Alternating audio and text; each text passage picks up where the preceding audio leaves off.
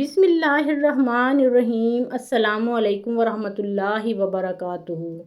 ناظرین کرام، آپ نے اکثر لوگوں سے سنا ہوگا کہ نبی کریم صلی اللہ علیہ وآلہ وسلم نے ساری زندگی نماز کے لیے اذان نہیں دی۔ وہ کون سی وجہ تھی کہ جس کی وجہ سے نبی کریم صلی اللہ علیہ وآلہ وسلم نے اذان نہیں دی؟ کیا یہ حقیقت ہے کہ واقعی نبی پاک صلی اللہ علیہ وآلہ وسلم نے اذان نہیں دی؟ اس بات میں کتنی صداقت ہے، آج کی اس ویڈیو میں ہم آپ کو تفصیل سے ساری بات بتائیں گے، لیکن اس سے پہلے کچھ احادیث اذان کی فضیلت کے بارے میں سماعت فرمائیے۔ حضرت ابو ہریرہ رضی اللہ تعالیٰ عنہ سے روایت ہے کہ رسول اللہ صلی اللہ علیہ وآلہ وسلم نے ارشاد فرمایا، مؤذن کے گناہ وہاں تک معاف کر دیے جاتے ہیں جہاں تک اس کی آواز پہنچتی ہے، یعنی اگر اتنی مسافت تک کی جگہ اس کے گناہوں سے بھر جائے تو بھی وہ سب گناہ معاف کر دیے جاتے ہیں۔ جاندار و بے جان جو مؤذن کی آواز سنتے ہیں وہ سب قیامت کے دن اس کے لیے گواہی دیں گے۔ مؤذن کی آواز پر نماز میں آنے والے کے لیے 25 نمازوں کا ثواب لکھ دیا جاتا ہے اور ایک نماز سے پچھلی نماز تک کے درمیانی اوقات کے گناہ معاف کر دیے جاتے ہیں۔ حضرت عبداللہ بن عمر رضی اللہ تعالیٰ عنہما سے روایت ہے کہ رسول اللہ صلی اللہ علیہ وآلہ وسلم نے ارشاد فرمایا، مؤذن کی آواز جہاں جہاں تک پہنچتی ہے وہاں تک اس کی مغفرت کر دی جاتی ہے۔ ہر جاندار اور بے جان جو اس کی اذان کو سنتے ہیں اس کے لیے مغفرت کی دعا کرتے ہیں۔ ایک روایت میں ہے کہ ہر جاندار اور بے جان اس کی اذان کا جواب بھی دیتے ہیں۔ حضرت ابو ساسا رضی اللہ تعالیٰ عنہ فرماتے ہیں کہ حضرت ابو سعید رضی اللہ تعالیٰ عنہ نے مجھ سے فرمایا، جب تم جنگلات میں ہوا کرو تو بلند آواز سے اذان دیا کرو، کیونکہ میں نے رسول اللہ صلی اللہ علیہ وآلہ وسلم کو یہ ارشاد فرماتے ہوئے سنا، مؤذن کی آواز کو جو درخت، مٹی کے ڈھیلے، پتھر، جن اور انسان سنتے ہیں وہ سب قیامت کے دن مؤذن کے لیے گواہی دیں گے۔ حضرت براء بن عازب رضی اللہ تعالیٰ عنہما سے روایت ہے کہ رسول اللہ صلی اللہ علیہ وآلہ وسلم نے ارشاد فرمایا، بلا شبہ اللہ تعالیٰ اگلی صف والوں پر رحمت بھیجتے ہیں، فرشتے ان کے لیے دعائے رحمت کرتے ہیں اور مؤذن کے اتنے ہی زیادہ گناہ معاف کر دیے جاتے ہیں جتنی حد تک وہ اپنی آواز کو بلند کرے۔ جو جاندار و بے جان اس کی اذان کو سنتے ہیں اس کی تصدیق کرتے ہیں اور مؤذن کو ان تمام نمازیوں کے برابر اجر ملتا ہے جنہوں نے اس کے ساتھ نماز پڑھی۔ حضرت عبداللہ بن عمر رضی اللہ تعالیٰ عنہما سے روایت ہے کہ نبی کریم صلی اللہ علیہ وآلہ وسلم نے ارشاد فرمایا، جس نے 12 سال اذان دی اس کے لیے جنت واجب ہو گئی، اس کے لیے ہر اذان کے بدلے میں 60 نیکیاں لکھی جاتی ہیں اور ہر اقامت کے بدلے میں 30 نیکیاں لکھی جاتی ہیں۔ حضرت عبداللہ بن عمر رضی اللہ تعالیٰ عنہما سے روایت ہے کہ رسول اللہ صلی اللہ علیہ وآلہ وسلم نے ارشاد فرمایا، 3 شخص ایسے ہیں کہ جن کو قیامت کی سخت گھبراہٹ کا خوف نہیں ہوگا، نہ ان کو حساب کتاب دینا پڑے گا جب تک مخلوق اپنے حساب و کتاب سے فارغ ہو، وہ مشک کے ٹیلوں پر تفریح کریں گے۔ ایک وہ شخص جس نے اللہ تعالیٰ کی رضا کے لیے قرآن شریف پڑھا اور اس طرح امامت کی کہ مقتدی اس سے راضی رہے۔ دوسرا وہ شخص جو اللہ تعالیٰ کی رضا کے لیے لوگوں کو نماز کے لیے بلاتا ہو۔ تیسرا وہ شخص جو اپنے رب سے بھی اچھا معاملہ رکھے اور اپنے ماتحتوں سے بھی اچھا معاملہ رکھے۔ حضرت جابر رضی اللہ تعالیٰ عنہ فرماتے ہیں کہ میں نے رسول اللہ صلی اللہ علیہ وآلہ وسلم کو یہ ارشاد فرماتے ہوئے سنا، شیطان جب نماز کے لیے اذان سنتا ہے تو وہ مقام روحا تک دور چلا جاتا ہے۔ حضرت سلیمان رحمۃ اللہ علیہ کہتے ہیں کہ میں نے حضرت جابر رضی اللہ تعالیٰ عنہ سے مقام روحا کے بارے میں پوچھا تو انہوں نے فرمایا کہ یہ مدینہ سے 36 میل دور ہے۔ حضرت ابو ہریرہ رضی اللہ تعالیٰ عنہ سے روایت ہے کہ نبی کریم صلی اللہ علیہ وآلہ وسلم نے ارشاد فرمایا، جب نماز کے لیے اذان دی جاتی ہے تو شیطان آواز ہوا خارج کرتا ہوا پیٹھ پھیر کر بھاگ جاتا ہے تاکہ اذان نہ سنے، پھر جب اذان ختم ہو جاتی ہے تو واپس آ جاتا ہے، جب اقامت کہی جاتی ہے تو پھر بھاگ جاتا ہے اور اقامت پوری ہونے کے بعد پھر واپس آ جاتا ہے تاکہ نمازی کے دل میں وسوسہ ڈالے۔ چنانچہ نمازی سے کہتا ہے کہ یہ بات یاد کر اور یہ بات یاد کر، ایسی ایسی باتیں یاد دلاتا ہے جو باتیں نمازی کو نماز سے پہلے یاد نہ تھیں، یہاں تک کہ نمازی کو یہ بھی خیال نہیں رہتا کہ کتنی رکعتیں ہوئی ہیں۔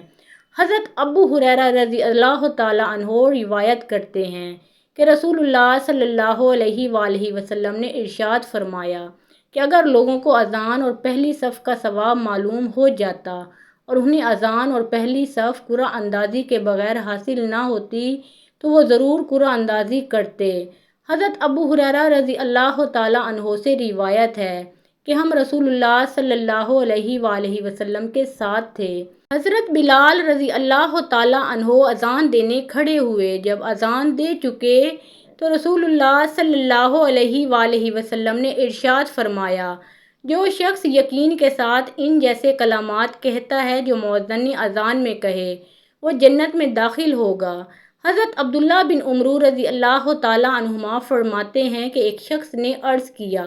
یا رسول اللہ صلی اللہ علیہ وآلہ وسلم، اذان کہنے والے ہم سے اجر و ثواب میں بڑھے ہوئے ہیں، کیا کوئی ایسا عمل ہے کہ مجھے بھی اذان دینے والی فضیلت مل جائے؟ رسول اللہ صلی اللہ علیہ وآلہ وسلم نے ارشاد فرمایا، وہی کلمات کہا کرو جو مؤذن کہتے ہیں، پھر جب تم اذان کا جواب دے چکو تو دعا مانگو، وہ دیا جائے گا۔ ناظرین کرام، آخر میں ہم آپ کو بتاتے چلیں کہ آیا واقعی نبی پاک صلی اللہ علیہ وآلہ وسلم نے ساری زندگی اذان نہیں دی؟ اس کی کیا وجہ ہے، آئیے سماعت فرمائیں۔ واضح رہے کہ آپ صلی اللہ علیہ وآلہ وسلم سے نفس اذان تو قطعی طور پر ثابت ہے، اس میں کسی کا کوئی اختلاف نہیں، اس لیے کہ سنن ابی داؤد اور جامعہ ترمذی میں روایت ہے کہ حضرت حسن رضی اللہ تعالیٰ عنہ کی ولادت کے وقت نبی کریم صلی اللہ علیہ وآلہ وسلم نے ان کے کان میں اذان دی تھی۔ باقی آپ صلی اللہ علیہ وآلہ وسلم سے نماز کے لیے اذان دینا ثابت ہے یا نہیں، اس بارے میں شروع ہی سے ائمہ محدثین میں اختلاف چلا آ رہا ہے۔ ائمہ محدثین کی اس بارے میں دو رائے ہیں۔ نمبر 1، امام محی الدین النووی اور علامہ جلال الدین السیوطی رحمۃ اللہ علیہ وغیرہ کا موقف ہے کہ نبی کریم صلی اللہ علیہ وآلہ وسلم سے اپنی حیات طیبہ میں دوران سفر نماز کے لیے ایک مرتبہ اذان دینا ثابت ہے۔ ان حضرات کا استدلال و ماخذ جامع الترمذی میں حضرت یالی بن مرۃ الثقفی کی روایت ہے۔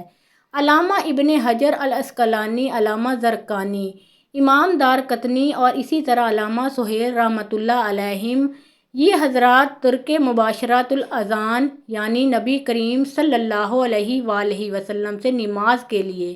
اذان کے ثابت نہ ہونے کے قائل ہیں۔ ان حضرات کا کہنا یہ ہے کہ ترک مباشرۃ الاذان کا مسئلہ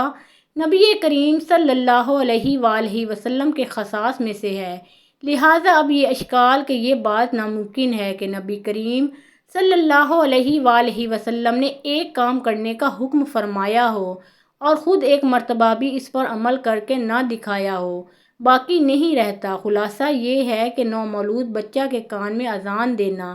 نبی کریم صلی اللہ علیہ وآلہ وسلم سے قطعی طور پر ثابت ہے، باقی نبی کریم صلی اللہ علیہ وآلہ وسلم سے نماز کے لیے اذان دینے کے بارے میں محدثین کے مابین اختلاف ہے۔ نیز الامام المحدث الفقیہ مولانا محمد عبد الحی لکھنوی علیہ رحمۃ اللہ نے اپنے ایک رسالہ بنام خیر الخبر فی الاذان خیر البشر میں ائمہ محدثین کے خلاف اختلاف ذکر کرنے کے بعد تحریر فرمایا کہ ابھی تک اس بارے میں کسی نے کوئی حتمی رائے قائم نہیں کی، لہٰذا ہمیں بھی اس بارے میں توقف ہی اختیار کرنا چاہیے۔ نیز مولانا عبد الحی لکھنوی رحمۃ اللہ علیہ نے اپنی اسی رسالہ میں ترک مباشرۃ الاذان بنفس نفیس اذان نہ دینے کی چند وجوہات ذکر کی ہیں، جن میں زیادہ صحیح اور قوی وجہ یہ لکھی ہے کہ نبی کریم صلی اللہ علیہ وآلہ وسلم کے اذان نہ دینے میں در حقیقت خلفائے راشدین کے مشقت میں پڑنے اور احکام شرعیہ میں خلل واقع ہونے کے اندیشہ سے بچنا تھا۔ وہ اس طرح کہ نبی کریم صلی اللہ علیہ وآلہ وسلم جب بھی کوئی کام شروع فرماتے تو پھر اس پر مواظبت اور مداومت اختیار فرماتے، جبکہ منصب رسالت اور احکام شرعیہ مثلاً کفار سے قتال، لوگوں کے درمیان فیصلے وغیرہ جیسی بڑی ذمہ داری انجام دینی تھی، جو اذان سے زیادہ اہم اور ضروری تھی۔ اگر نبی کریم صلی اللہ علیہ وآلہ وسلم اذان دیتے اور اس پر مواظبت فرماتے تو اس طرح نبی کریم صلی اللہ علیہ وآلہ وسلم کی اتباع میں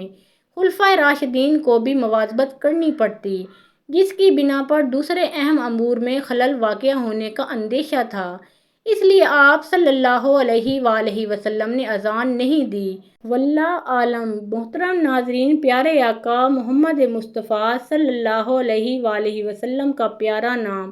کامنٹ سیکشن میں ایک بار ضرور لکھیں، اور ویڈیو پسند آئی ہو تو لائک شیئر کریں۔ مزید اسلامی واقعات کے لیے اس چینل کو سبسکرائب کریں۔